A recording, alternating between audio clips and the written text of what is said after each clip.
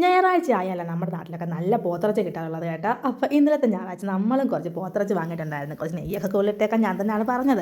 അപ്പോൾ അതിൻ്റെ പോത്തിറച്ചിയൊക്കെ ചട്ടിയിലാക്കിയിട്ട് ഞാൻ നേരെ ഉള്ളി എടുത്ത് കുറച്ച് വെള്ളത്തിലിട്ടുണ്ട് കേട്ടോ. ഉള്ളി ഇങ്ങനെ വെള്ളത്തിലിട്ടിരുന്ന് കഴിഞ്ഞാൽ അത് പൊളിച്ചെടുക്കാൻ നല്ല എളുപ്പമാണ്. എന്നിട്ട് കുറച്ച് വലിയ പീസുകളായിരുന്നു നമ്മുടെ ഇറച്ചി. അത് ഞാനൊന്ന് കട്ട് ചെയ്ത് കുഞ്ഞ് പീസാക്കി എന്നിട്ട് നേരെ വന്ന് നമ്മുടെ കുഞ്ഞുള്ളിയൊക്കെ പൊളിച്ചങ്ങെടുത്ത് അപ്പോഴാണ് അമ്മ ഇഞ്ചി കൊണ്ടുവന്ന് കൈ തന്നത്. ആ ഉള്ളിയൊക്കെ പൊളിച്ചത് കഴുകിയെടുത്ത് കട്ട് ചെയ്ത് മാറ്റിയിട്ടുണ്ട് കേട്ടോ. കുറച്ച് സവാള എടുത്തായിരുന്നു. അവസാനം പച്ചമുളക് എടുത്തിട്ട് നമ്മൾ ഇഞ്ചി വെളുത്തുള്ളി പച്ചമുളക് എല്ലാം കൂടെ ഒന്ന് അരച്ചു എടുത്ത് അങ്ങനെ നമ്മൾ സംഭവങ്ങളൊക്കെ സെറ്റാക്കി വെച്ച് ഇനി കുക്കിങ്ങിന് അടുപ്പിലിട്ട് പോവാണ്. കുപ്പിയിൽ എണ്ണ നോക്കിയപ്പം എണ്ണ തീർന്നു കേട്ടോ. അങ്ങനെ കവർ പൊട്ടിച്ച് എണ്ണ കുപ്പിയിൽ വെച്ചപ്പോൾ കുറച്ച് എണ്ണ കളയുകയും ചെയ്തായിരുന്നു. അതൊക്കെ പിന്നെ ക്ലീൻ ചെയ്തെടുത്തിട്ട് നമ്മൾ എണ്ണ ഒഴിച്ച് ചൂടാക്കി നമ്മൾ അരച്ച് വെച്ച ഇഞ്ചി വെളുത്തുള്ളി ആ സംഭവം ഇട്ട് കൊടുത്തൊന്ന് മൂപ്പിച്ചിട്ട് നമ്മൾ അരിഞ്ഞ് വെച്ച ഉള്ളിയും കൂടെ അതിലിട്ട് നന്നായിട്ട് അങ്ങ് വഴറ്റി കൊടുക്കും കേട്ടോ. കറിവേപ്പില മറന്നു പോലെ ഒന്ന് വഴണ്ട് വരുമ്പോഴത്തേക്കും ഞാനത് അടച്ചു വെക്കും കേട്ടോ.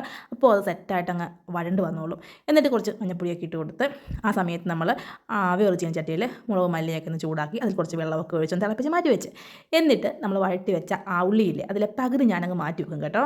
ബാക്കി പകുതി ചട്ടിൽ കിടപ്പില്ലേ അതിനകത്തേക്ക് നമ്മുടെ ബീഫും അങ്ങിട്ട് കൊടുക്കും. എന്നിട്ട് നന്നായിട്ട് അങ്ങ് ഇളക്കി കൊടുത്തിട്ട് നന്നായിട്ട് അങ്ങ് അടച്ച് വെക്കും. ഇങ്ങനെ അടച്ച് വെക്കുമ്പോഴേ നമ്മുടെ ഇറച്ചിയിലെ വെള്ളമൊക്കെ നന്നായിട്ട് ഊറി വരും കേട്ടോ. ഈ വെള്ളമൊക്കെ വറ്റിച്ച ശേഷമാണ് ഞാൻ കുറച്ച് മുമ്പ് ചൂടാക്കി വെച്ച മുളക് മല്ലിയൊക്കെ ഇല്ലേ അത് ഇതിലേക്ക് ഒഴിച്ച് കൊടുക്കുന്നത്.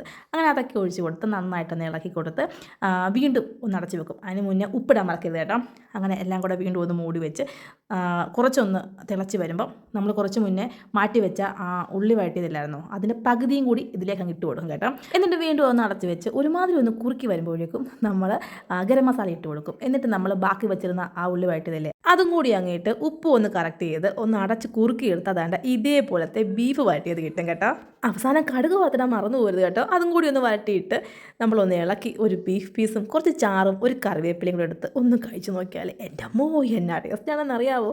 എന്തായാലും ഇതൊന്ന് ട്രൈ ചെയ്ത് നോക്കിക്കോളൂ കേട്ടോ. നഷ്ടമായി പോകത്തില്ല.